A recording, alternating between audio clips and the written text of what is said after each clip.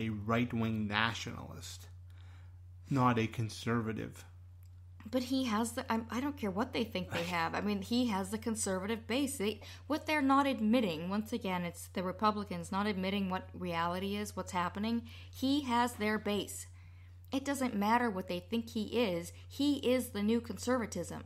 He is the new Republican Party. He has their base. Until they get it together and find somebody else who can capture this base, they have very little hope of getting out of this thing without being humiliated, frankly. But so they're saying that who are these conservatives that would go to Marco Rubio? What kind of people are these? Well, obviously there's not very many of them. They're probably about 10 to 15% of the Republican vote. Mm-hmm. It's not very big. Yeah, I mean, that's pretty small. When you look at Trump and Cruz gobbling up 60 to 70% of the vote in the primaries. Well, that's the other thing. Cruz is a conservative. I mean, he's got the evangelical votes, allegedly, although Trump took a lot of that from him, so I don't know about that. So they're going to split the conservative pie 3 ways? Yeah, basically, or 2 ways in the general eventually, election. Yes, but I mean, getting there. A 3-way split is what they're talking about. And yeah, that just seems to me is the path for Donald Trump to win their nomination. Yeah, it's right. The more you split it, the better it is for Trump because he's got that 30 or 40%.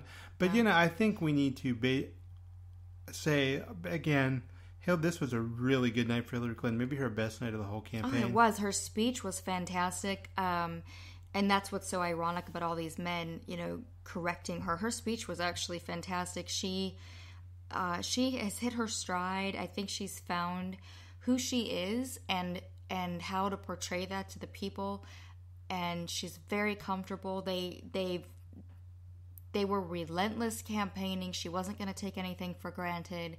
They made that very clear. Even in North Carolina, where she was leading by a large margin, they went there to campaign and tell people, don't listen to the polls. Just because they say I'm ahead, you still have to go vote. So, yeah, it was a great night for her. And, for the Bernie folks, this is still about a political revolution, and this is not about winning a nomination.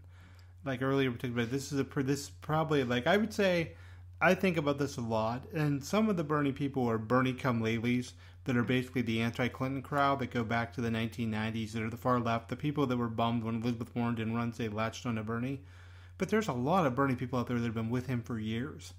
And those Bernie people, their political revolution is still alive and well, no matter how this primary turns out. It's still, if Hillary Clinton wins the nomination, Bernie's going to be in a great position to help dictate and force policy, not dictate so much, but help drive a policy direction and work with Hillary Clinton. I mean, it's not an either or. Right, and he has clearly been striving for that from the beginning. He was never limiting this to just a campaign, because even that, it would be so foolish.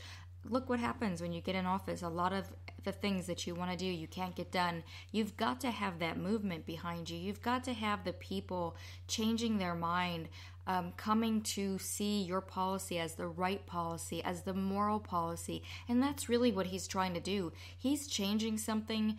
President Obama has been pushing this ball uphill for so long, and he has done it successfully. He's been really good at it. By a lot of times he plays a more moderate character than he really is, and that's how he gets some of the stuff done, and I think Hillary Clinton would be the same way, maybe a little more centrist, but Bernie Sanders, he is changing the way we talk about issues in this country, and especially the way young people talk about issues, and that is something we're not going to see the full ramifications of that in this election or even after. That could go on for decades, where you change people's minds and you capture them at an early age and explain why your policies are, your view of the world and your view of how the government should work for people.